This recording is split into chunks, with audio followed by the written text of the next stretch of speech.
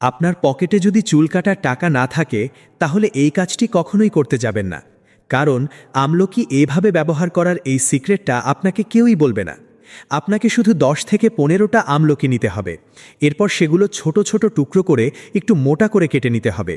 এরপর একটি কড়াইয়ে প্রায় 2 কাপ সরিষার তেল নিন। তেলের মধ্যে দিন 3 চামচ কালোজিরা, 3 চামচ মেথি দানা এবং কেটে রাখা আমলকি। এবার সব কিছু ভালো করে প্রায় 15 মিনিট অল্প হিটে রান্না করুন। যখন দেখবেন আমলকিগুলো লালচে হয়ে গেছে তখন চুলা বন্ধ করে তেলটা ভালো করে ছেঁকে নিন। ব্যাস, তৈরি হয়ে গেল আপনার ঘরোয়া অর্গানিক হেয়ার অয়েল। এই তেল সপ্তাহে মাত্র 2 দিন চুলে ভালো করে ম্যাসাজ করুন। এই তেল আপনার চুলের পুরো চেহারা পাল্টে দিবে। কারণ আমলকির ভেতরে এমন সব পুষ্টিগুণ রয়েছে যা চুলের গোড়া মজবুত করে, চুলকে কালো করে এবং লম্বা ও ঘন করে তোলে। এছাড়াও এই তেল মাথার ব্লাড সার্কুলেশন বাড়াতে সাহায্য করে।